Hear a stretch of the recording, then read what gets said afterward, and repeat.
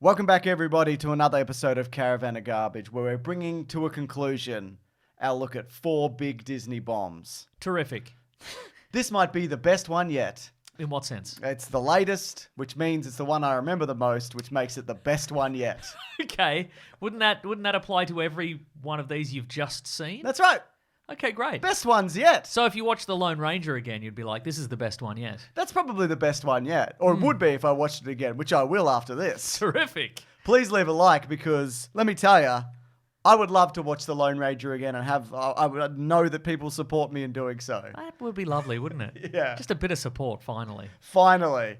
So to wrap this up, we're looking at 2015's Tomorrowland. Whoa. Or as now it's called on at least the Australian version of Disney Plus, Tomorrowland: A World Beyond. Yes, it was also called that in its cinema release in the UK. The Ook. Because I wondered about this myself, and I did my own research. It's because in Europe, the trademark Tomorrowland is taken by a music festival in Belgium. So it would be funny, I think, either way. Either like, you know, a bunch of optimistic teens show up to the hard electronica music festival. Because they're like, let's change the world and recycle after they've seen Tomorrowland, and then they show up to this. Or a bunch of like European hard house enthusiasts wearing like plastic pants and dog collars go to this movie being like, oh, we're in for a treat here. And it's George it's George Clooney waving a ray gun about, being like, these damn kids. Doesn't work either way. No, you're right. There's no cross promo here. They could have called it Tomorrowland: George Clooney yells at little girls or whatever, because it's mostly that, isn't it? I mean, one's a robot and one's like 25, 26. Sure. In real life, I should say. But yeah, this is based on the Disneyland attraction, of course, of the same name, which opened in the 1950s. Based on? Yeah, loosely. What's the deal with that attraction? It's to be like, this is the future. What if optimism? What if the future, you spoke to a robot? Is this the attraction at Disneyland? What if you hit the wheels on a car or whatever, Right, but it still had wheels? But is this, what I'm asking, because I think there's a couple of Disneyland attractions Sure. that are similar. One is like, what if UFOs and ray guns and flying cars or whatever. Sure. And one was always like, look at this mobile phone, it's so small or whatever. Yeah. It was actual products kind of thing. Oh, okay. But then I think at a certain point, someone will know in the comments, at a certain point, like, what you could just get in a shop was more advanced than what they were showing at the attraction. At a or whatever. Tandy Electronics. Yeah, or they were whatever. like, look at this Nokia. And I'm like, great, I'll take a photo of that with my iPhone 17 or whatever. I guess it probably could become like a retro future kind of thing. I guess it could. Which Brad Bird is in love with. Absolutely by the way. is. So, of course, they've done what they did on John Carter. They took a Pixar director. He did The Incredibles and The Iron Giant at this point. The screenplay is by him and also Damon Lindelof. When did he do the Mission Impossible movie he did? 2011. Okay. Yeah. So he's got a lot of hot juice right now. I think so, yeah. He's a man just dripping in hot Hollywood juice right now. Because he did The Incredibles, which many people, I think, still regard as one of the best Pixar movies, if not the best Pixar movie. He did a great Mission Impossible movie. 2011. Ghost Protocol. Yeah. And this is his blank check. This is his, well, we trust you now. You cannot possibly fail. You can whatever is in the depths of your mind, Brad Bird. Yep. We will let you do that. We'll give you an unlimited budget to do this. You can peck at anything you want, Brad Bird. That's right, because you are in fact also a bird. You've overcome the adversity of literally being a bird. That's right. Well, he was actually asked to direct Star Wars Episode 7. Okay. And he said, no, I want to do Tomorrowland. Being able to do a film this size. Just to be clear, Star Wars Episode 7, The Force Awakens, one of the highest grossing movies of all time. Yeah. Which would have given him even more hot Hollywood juice. Yeah. An insane amount. He could have made 10 Tomorrowlands if he delayed this to make Star Wars Episode 7. I guess it depends on how his version was received. Probably pretty well, I'd imagine. And if he came back to do 9, and if he made the exact version of Episode 9 that we got, I don't know if he would have that kind of... He'd be dripping in that Brad Bird juice anymore. Yeah, he'd be basting away in that Brad Bird juice. Yeah. Though, I think his Episode 7 could have been very interesting. I guess I'm just assuming he would just that pretty much the same script.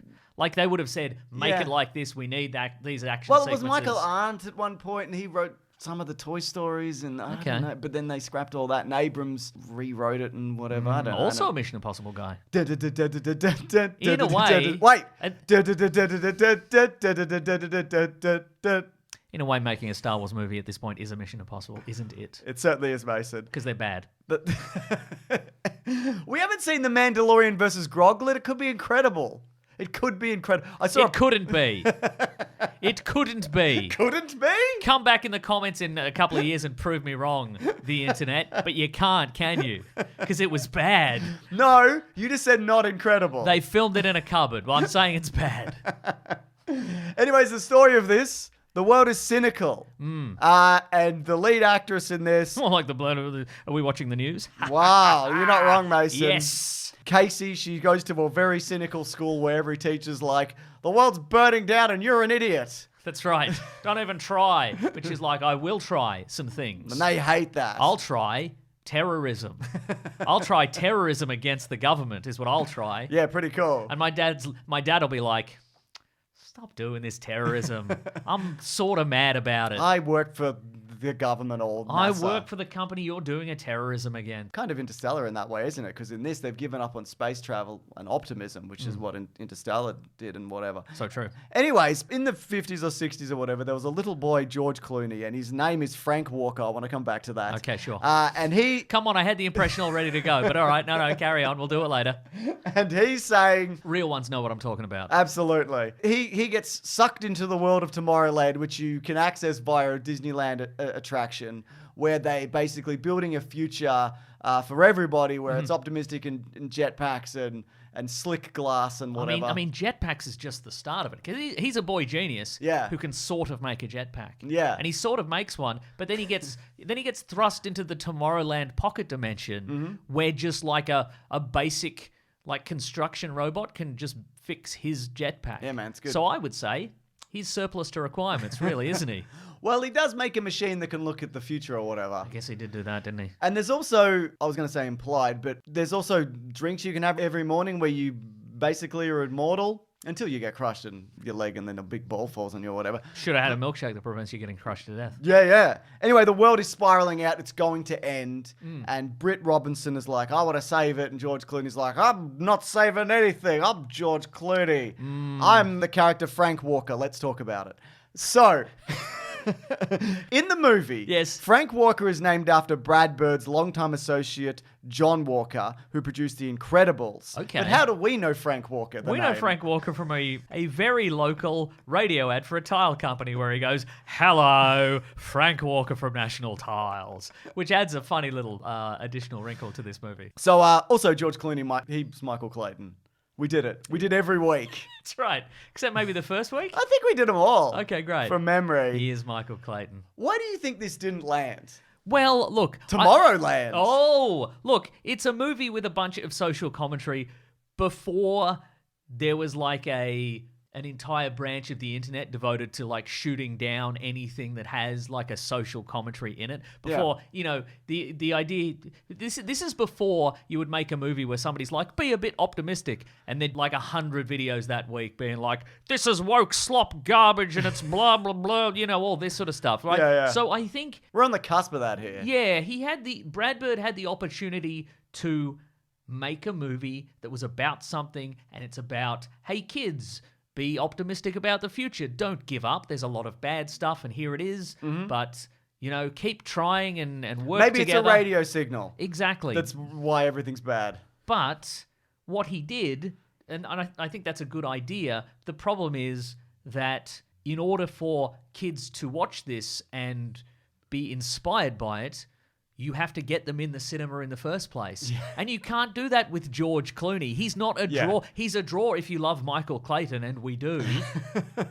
But he's not a draw for the target audience for this. And Britt Robertson, it's the Jay Baruchel effect, I think, which we talked about. I don't think it's even that. It's Britt Robinson. She did a fine job in Oh this no, movie. it's not a performance. I think she's fun. It's an age thing. It's not. I don't think it's even an age thing. It's like, well, I mean, it is an age thing, but nobody knows who this is. I went and I looked up pop star girlies in 2015. Okay, what do you know what got? I said? Taylor Swift. Oh, yeah. Bring Taylor Swift in. You're Disney, you've got unlimited money. Yep. Get Taylor Swift in, and Could she have can be done it like, then. the environment's bad, but you can make it good. And people they'd swarm the cinema. That's probably true. They needed to stunt cast this, and they Yeah, didn't do okay. it. Or Only Murders in the Building. Nikki Webster. No, not Nikki Webster. Selena Gomez. Exactly. Selena Gomez. Would have been terrific. And she could have been like, I'm a bit cynical, but I'm not that cynical. And you should recycle. Yeah. And drink that shake that prevents you from being crushed to death by a crane or whatever. No, it doesn't do that. Oh. I think it's very clear. Don't worry about it then. Yeah, don't worry about the shake. I think also, yeah, and we said this at the time when it came out on our podcast, The Weekly Planet. This is a collection of things for nobody now. Yeah. I understand Brad Bird loves this aesthetic and this kind of world building. All of his movies are basically this, with the exception of like Mission Impossible. It's retrofuturism.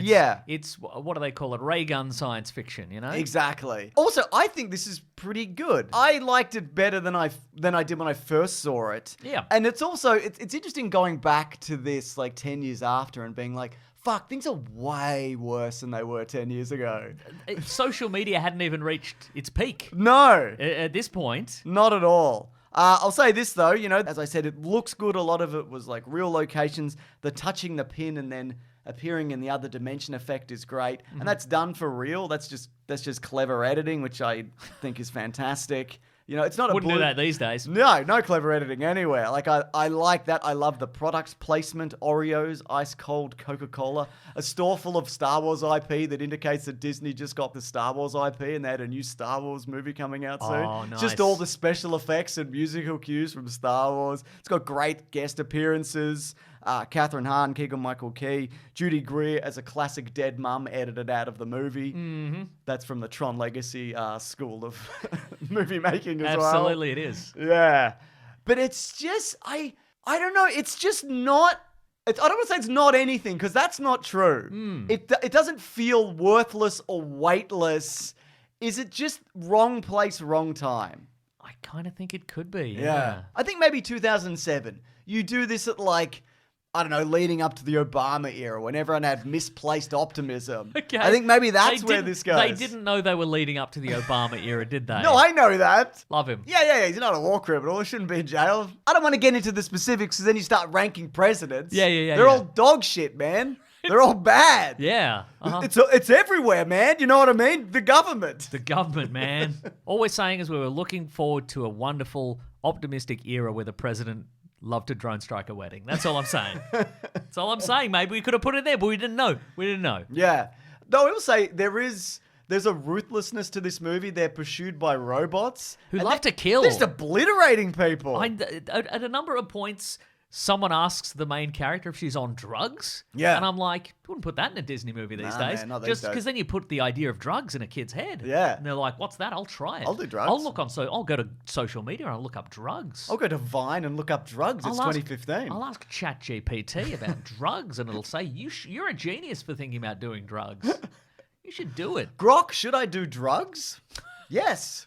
Here's a cool picture of you doing drugs with Elon Musk. He's cool. He is cool. Okay, so they have to get back into Tomorrowland to save the world or whatever. And they have to sort of do it sort of a roundabout way. Yeah. They do some driving. Yeah. They do some teleporting. Yeah. Then they do some rocket ship in an Eiffel Tower. Yeah, man. Pretty cool. Because, everybody's given up. Tomorrowland has collapsed in on itself as an idea because they basically built a machine, George Clooney, Frank Walker, hello, that predicts the future, and it's saying that the world is gonna collapse because everybody's pessimistic. Everybody's pessimistic. All the climate stuff is gonna all come arrive at the very same time, and there's gonna be nuclear strikes, and all the dolphins are gonna kill themselves. They're gonna slit their wrists. That's and right. It's all over. But it turns out that that's only that future is only relevant because House. Hugh Laurie. 2 TV doctors in this, by the way. Whoa. Yeah. Whoever George Clooney played in ER. I don't know his fucking name, man. Dr. Dr. Dr. on the side of sexiness. Nice. Thank you. They could have put McDreamy or McSteamy. You make it a triple Doctor movie. Dr. on the side of that haircut. You know the one? I know the one. Down? Brush it down. Yeah. Because they're basically they're sending this signal to Earth, and it's interfering with people's brains, so they're only getting like the most negative picture of society. And It's called social media, mate. It's well, called that's the bloody thing, social right? media, Because isn't it? I guess that's what it's supposed to be. But I wish it was just like the solution to this that you pull the plug on this and then everybody's Fine again. fine. I just don't. No. I didn't resonate with that. Like that's not going to happen, is it? Like, No. so- Well, I mean, I guess that. I mean, there's a lot of things that aren't going to happen in this movie, but Yeah. it just felt. I guess the downer of this kind of movie is that you are presenting the world with a kind of a techno magical solution that the real world can never actually obtain. It's like, well, what we'll do is we'll take all the technology, the super advanced future technology from Tomorrowland, and we'll give it to a bunch of little robot girls, and they'll go out out in the world, and they'll give it to all the kids, and they'll be optimistic, and then we can save the world. But guess what? We don't have any of those things. No, we got nothing. We've only got Roombas. What are we going to do? Put a shake on a Roomba Yep. and deliver it? Oh, that's DoorDash, isn't it? Yeah, that is DoorDash. Yeah. Yeah. Which is pretty good. This episode is brought to you by DoorDash. Do you want food? Do you want food? And it comes to you, and you go, "This seems expensive. Didn't this used to be cheaper?" I want that, but also, can I have it? It's normally hot food, but now it's room temperature, Mate, and it's kind of congealed. yeah. Can I it's have in that? one bag. It's all kind of Oh, nice. Yeah, squished together because all the like other a food- rat king. like a rat king of whatever food you had. Nice. I'd Yeah. love that. Yeah, I would love that. How can we do that? DoorDash. Use offer code Go Fuck Yourself. Do you think if the Eiffel Tower split open and a rocket flew out of it, people would be like, "Wow, wonder and awe," or would they just be like, "Who cares?" I think they'd be like, "What's this an ad for?" Tomorrowland, the music festival. DoorDash. Nice. I don't know. Okay, I'll say this. Tomorrowland, I think, as the world looks great. Even run down, I'm like, damn, this looks like Andor. Looks like where they filmed Andor. It does look like they Which I filmed don't mind, Andor. yeah. Greenland or something. Yeah, and big retro robots fighting each other. That's Pretty cool. fun. Yep. Doing a punch up. Crushed House. That's good. I'm enjoying all that. Hugh Laurie. You know, I know he's he's getting into the spirit of things when he's wearing a wig. You know. Did they go into space? Yeah, they went up to go back. No, but I mean the people who lived in Tomorrowland. Oh, because they had a good question. space. They had like a space. They had like a interstellar shuttle port or something. Yeah. So have they gone into space? Or did that never get built? Because what we see of the future of Tomorrowland, and everybody's running around Tomorrowland, and this is great. That's an ad, remember? Yes. That's just an ad, and a lot of it was or was not real. I don't know. Yeah. Oh, and it ends with, because like you mentioned, like little robot kids go out in the world and they give people pins, and then you can live in an optimistic world, but only if you're optimistic. And if you're not optimistic, too bad. You stay in squalor. Also, statistically speaking, a bunch of the kids who find those pins are going to like walk into a lake. Well, that's what I was going to say. Just like step off a train, like, like. I guess the idea behind the pins originally was when you were given the pin, you were already pretty much right next to Tomorrowland because Yeah. you were at the World's Fair, right? So they weren't really designed for you to find one like 100 miles away Oh, that's a from great it. point. Yeah, I didn't think about that. Maybe the new ones have been like, Yeah. they'll give you a little heads up warning if you're about to walk off a bridge or something. It is crazy that you have to cover that actual distance to get to Tomorrowland. Also, they arrive in the same spot that Casey does. So what does that mean, even? I don't know, man. You know? I don't know. God, But I was swept away in a magical world, and I think that's important. I was sort of swept away at certain points when I went, oh yeah, remember this? Oh yeah, not bad. It's my favorite movie that I've seen at the moment. Look at all this Star Wars IP in this shop. Yeah, that was good, So wasn't it? good. Yeah, and they're robots. Anyways, it's time for Tomorrow Trivia. I love that. A world trivia. The store that Casey visits is named Blast from the Past. That's the same name as the store that Marty McFly visits in Back to the Future 2. I've got some facts about that store also. Please. Keegan-Michael Key's character. Yes. His name is Hugo Gernsback. Okay. Who was famously a publisher of a science fiction magazine back in the day. Is it good? I don't know. It's old.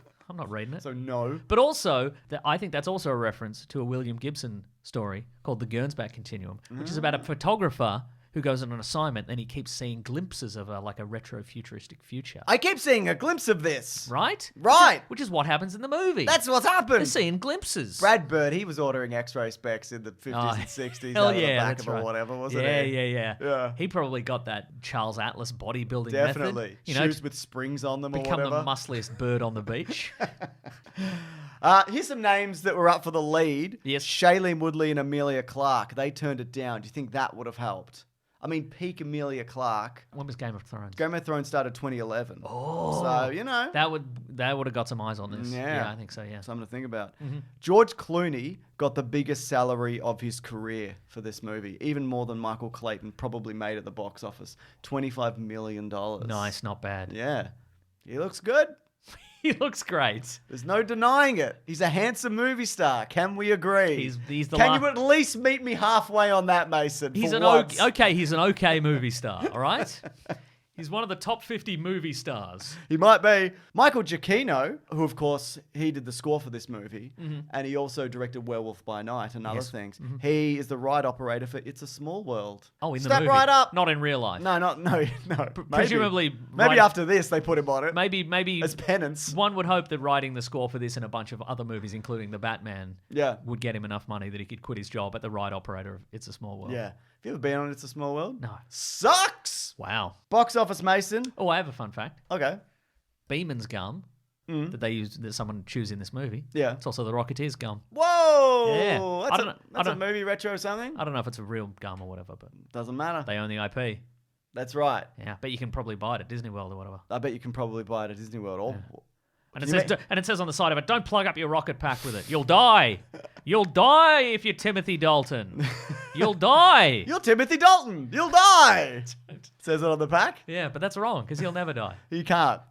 Box office on a budget of $190 million.